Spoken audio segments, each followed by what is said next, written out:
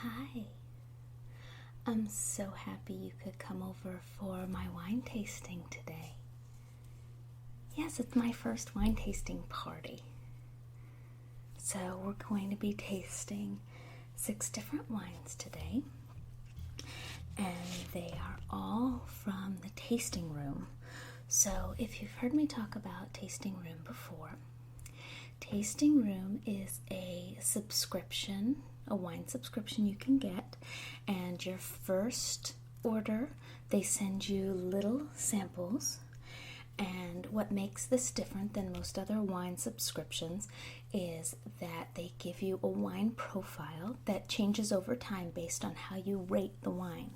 So those first 6, you do a tasting. They actually give you a cute little description of how to do the tasting.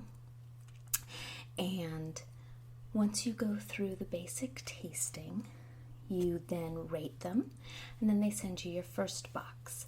And I believe your first box is $79 for 12 bottles of wine. So it's 6 different bottles of wine, 2 bottles of each, which I did back before Christmas.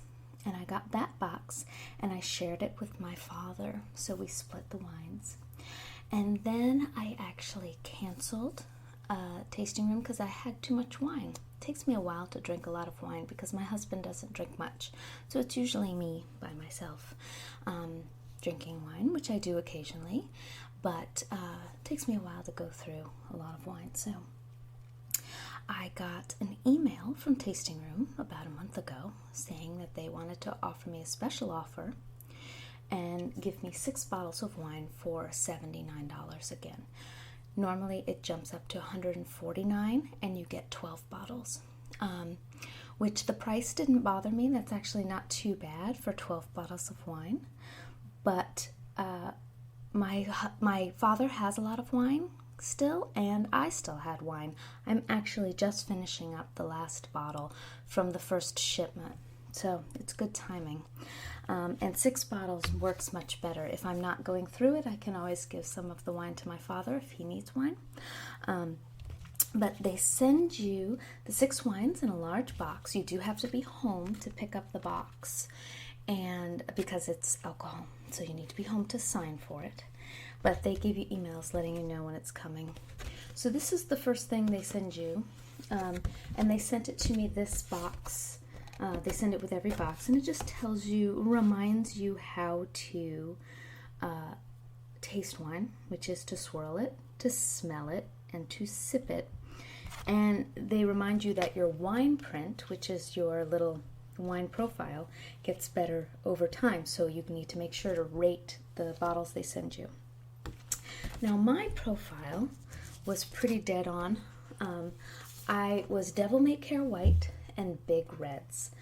For details on that, just come and talk to me afterwards. I've actually, I did a wine tasting with a friend a few months back with that first group, and she and I talked about this a whole lot, so I'm happy to tell you about it more if you're interested.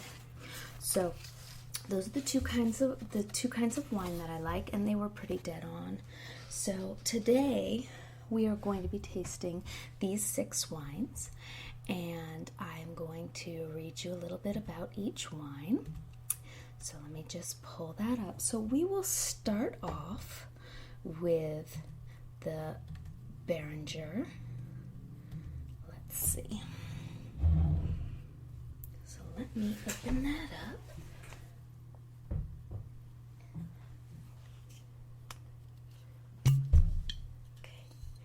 Pour a little for you,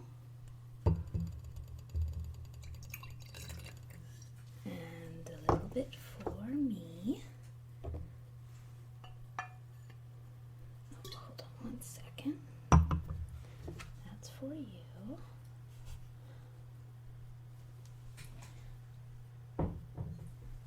Are there any questions before we start?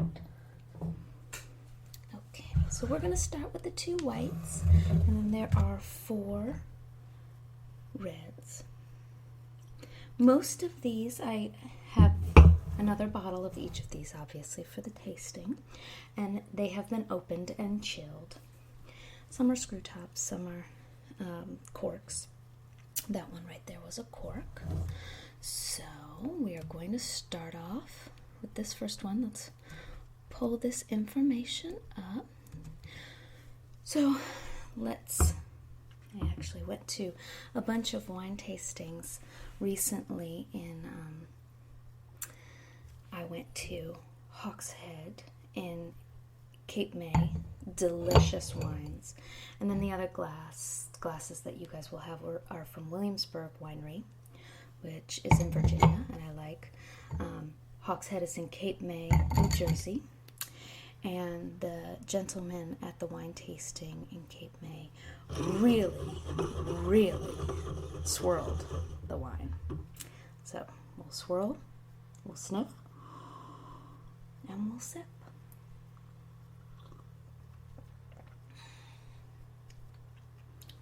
So taste that before I read you anything about this wine. And I'm sorry, this is not the Bacchus, this is the Beringer. Let's find the Beringer so I can give you more information about the Beringer. Okay. So this is Beringer Nights 2010 Valley Blanc White Blend. This wine leans toward melon and stone fruit flavors, apricot, peach, and pear. I can taste a little bit of that. I'm definitely getting a bit of a more refined palate. And that's what these are for. This is just for fun, and you're going to like what you're going to like. There's no right or wrong. Picking up a floral component on the sweet mid-palate. Delicate oak notes of vanilla and brown sugar add to the rich mouthfeel.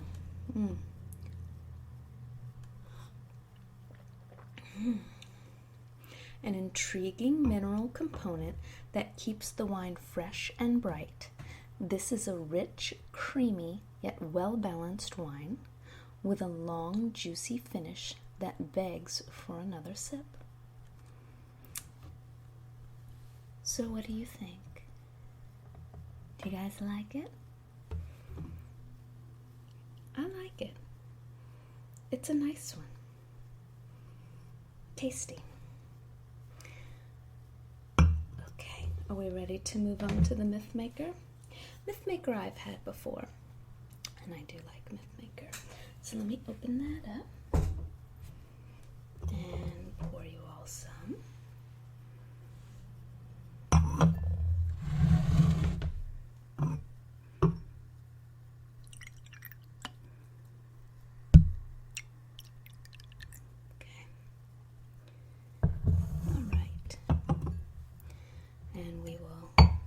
Swirl and sniff.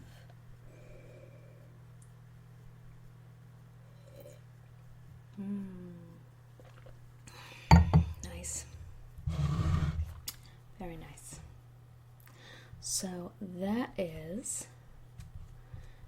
a 2013 Myth Maker Napa Valley Sauvignon Blanc. Fresh, bright, and expressive aromas of Meyer lemon, lime, and ginger zest. I'm not sure I can taste the lime or ginger in that. Maybe a little lemon. With a mineral core and a grip of fresh wild herbs. The palate provides more flowering citrus notes, lemongrass, flint, and cantaloupe melon. Beautifully integrated palate with refreshing, tense finish. Pairs well with cheese, grilled halibut with herbs, Asian and Asian-inspired foods. And it's from Oakville, California. Cheers. What do you think? I'm not sure what I think. I've had it before, and I do like it, but I'm not sure I know I like it. I'm not sure I can taste all the things that they describe.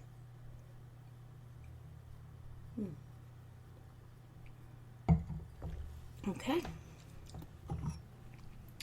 Are we ready to move on to the reds? Okay. Well, let's start with the Bacchus. This is a Cabernet Sauvignon 2012 from California. And it says, I sourced grapes from the best vineyards in California for Bacchus. The result is a ripe, elegant wine that offers great value. Cheers. So this is from Grattan, California. I like the label. Okay. So let me pour some of this for all of you. Here you go.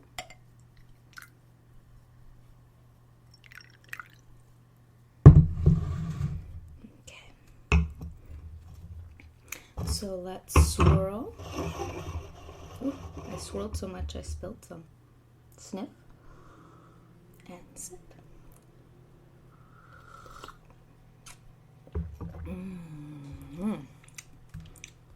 Very nice. So this is a medium-bodied with ripe plum, black currant, and blackberry flavors with a touch of mint. Can I taste a touch of mint? Let's try to taste the mint.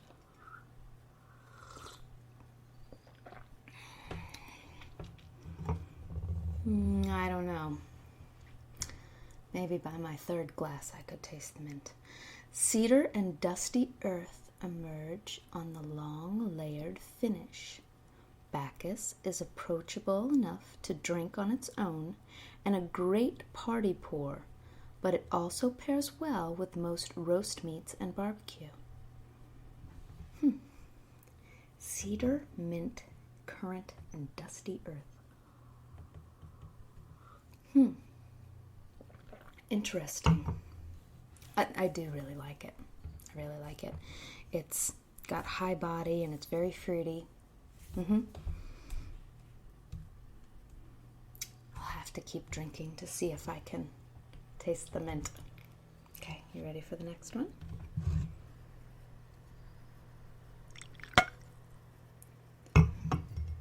So this one is 2011 Letterpress California Red Blend. So let's see, letterpress is an old school art form that requires precision, passion, and dedication, but the extra effort always pays off with a finished product that looks and feels special. We take the same approach to our wine. We analyze each lot to assure that letterpress wines are not only delicious and affordable, but also memorable. They display the effort and care that went into making them. Nice. That is a nice little label. And let's try it. So let's give this one a try.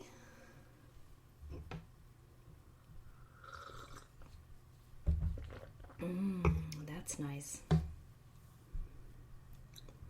So this says, this crowd-pleasing red offers aromas of juicy blueberries and cherries with a touch of cinnamon.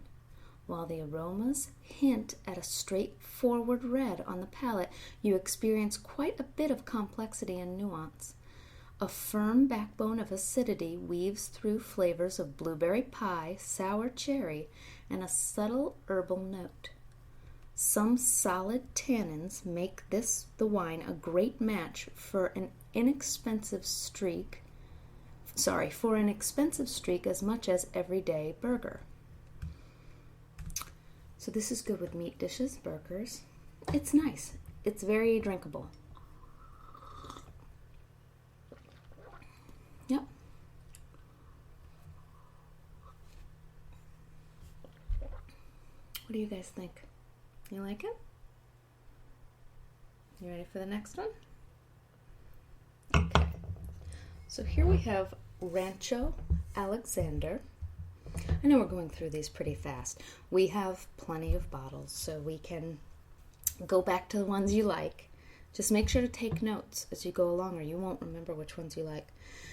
Rancho Alexander 2010 Alexander Valley Cabernet Sauvignon. Michael Holland lives and works in Sonoma, California. His renowned paintings reflect the beautiful Northern California landscape in richness of color, texture, and light. Sonoma County's Alexander Valley has become a leading producer of elegant Cabernet Sauvignon. The moderate climate and deep fertile soils combine to express silky smooth wines with incredible balance and elegance. Rancho Alexander Cabernet Sauvignon Direct expresses cherry, chocolate cassis, and subtle tannins, all combining to offer you a wine that showcases the best of this appellation. That's pretty. Okay, let's open and pour. Yeah, that one has a cork too. There we go. All right.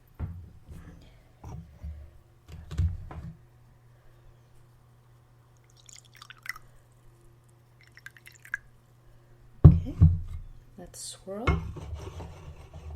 And ooh, I keep spilling.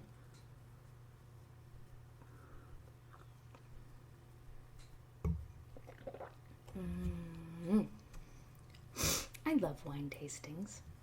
All right, let's see. This one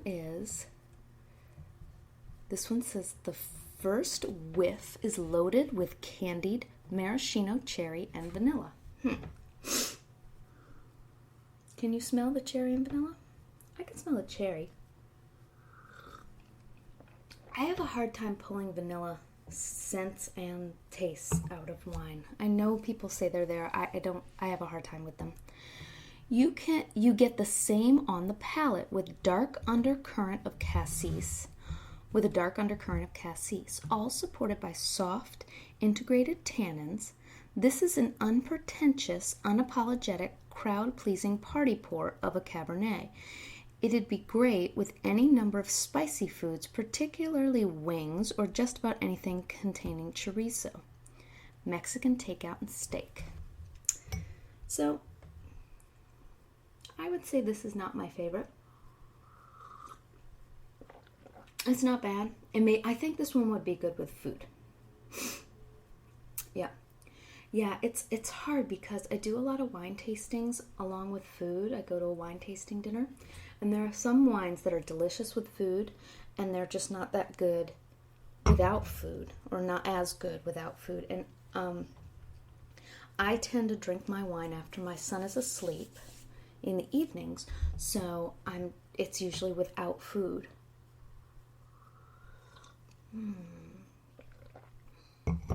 It's nice. It is nice. So, the last one is Fortuna, which I have had before. 2010 of Paso Robles Cabernet Sauvignon. Fortuna of Paso Robles Cabernet Sauvignon showcases the growing region's ability to deliver big flavors without being too big. This wine expresses the mineral quality of the soil in conjunction with the ripe cassis and cherry characters known to the region. This wine will accompany many of your favorite hearty meals or a fireplace fire with friends. Okay. So, I got a cork. Okay. Pour that last one. Don't get sad. We have plenty, and we've got cheese too, and crackers. I just wanted to do the basic tasting first. So, let's swirl. Here we go. And sniff. And cheers.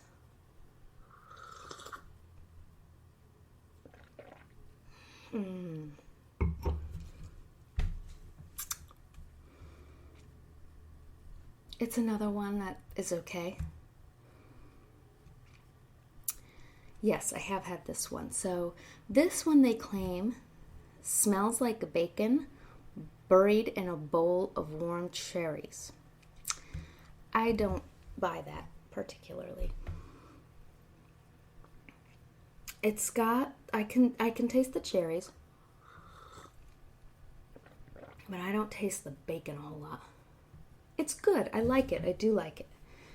But, you know, it's a little bit more earthy than fruity, and I think I like fruity better. What do you guys think? Let me see what you have on your card. Oh, really? That's your favorite? Well, we've got plenty of it if you'd like it. Mm-hmm. Yeah. Oh, yeah, I can tell you all about Tasting Room. I actually have a link. I'll give it to you if you want to sign up for Tasting Room. It's really a good deal, even if you just do the first quarter, because then you get 12 bottles for $79, and it was really easy to cancel. I think you just send them an email canceling, so no guilt trip when I canceled, and I just told them I had too much wine. I think there's even like a box you can check saying, you know, I currently have too much wine. And so, yeah, it was really not, it was really fun to try. And it's really fun to try like with other people. It's something where I think it really adds to the experience if you have somebody you're going to do the tastings with. So I had my dad and my mom actually. The first 2 rounds we shared most everything. So I would get their opinions on everything. And I will share these with them as well. Yeah, this should be a fun night. Always good to start off with 6 wines. Okay. All right, well, let's get on with the evening.